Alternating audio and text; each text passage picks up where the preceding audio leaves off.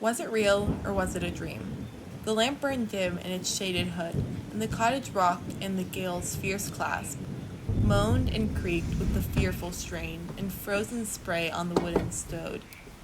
Was it real, or was it a dream?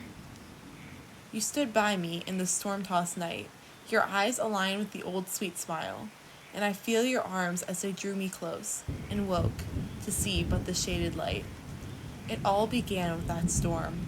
Never, in all my 10 summers and 2.5 winters at Van Buren, have I witnessed such a storm as that of the 29th of December. It grew gradually worse as night shut down, and at 7:30 the spray was dashing against my windows and sheets.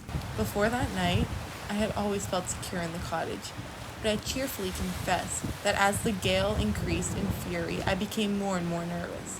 The creaking and moaning of the straining walls became worse and worse. At last, a loud snap and crack startled me, so that I rose to my feet. I gathered my few valuables and put my sheep-pelted lined coat on. I stuffed them into the pockets, and with hats on I sat down to await the going over, or in of the walls.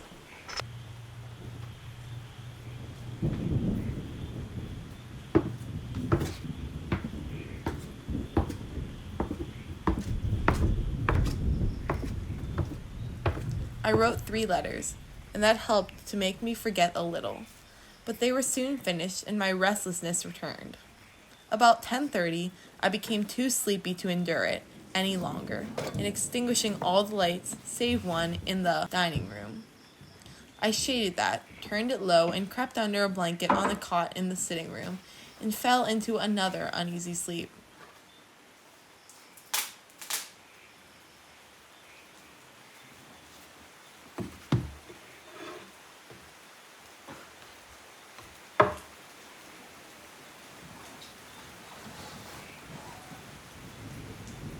Trying to sleep in all my clothes added to the howling and the moaning of the wind and water, and creak and moan of the straining timbers, made me wake even but a little.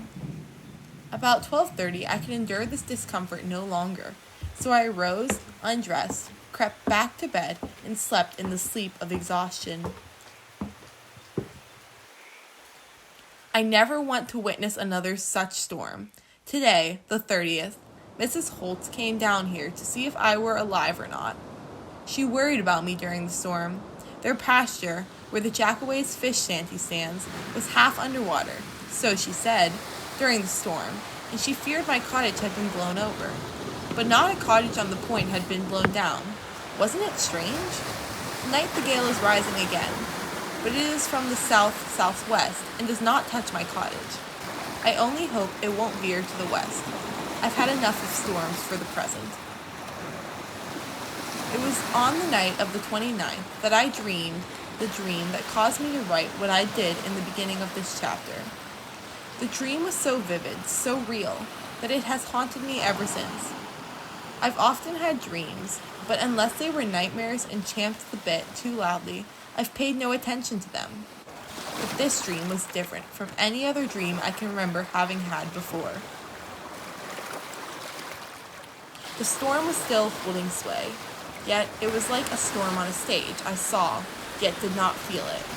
People passed around me on the grounds, yet they were like spirits, though I knew they were real. I felt that I was looking for someone who I knew would be there, although I did not know who they were. Then came a blank space of which I remember nothing much. The next that I remember clearly is this. I had found the person for whom I had sought, and it was you. We stood on one of the cliff edges, looking at the huge waves below. I looked up at you and asked you a question, and you, with lips serious but smiling eyes, looked down at me and answered the question. Then I knew that I must return to the waking land, and I begged you to wait for me, as I would surely return.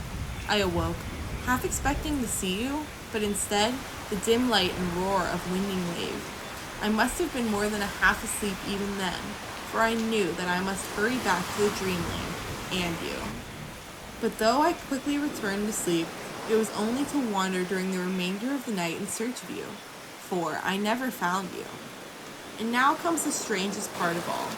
The question I asked you is one I wanted to ask you last summer when you were lying on the beach, that last day before you left. But I did not suppose that I'd ever see you again, and so let the subject drop. Someday, perhaps, I'll ask it.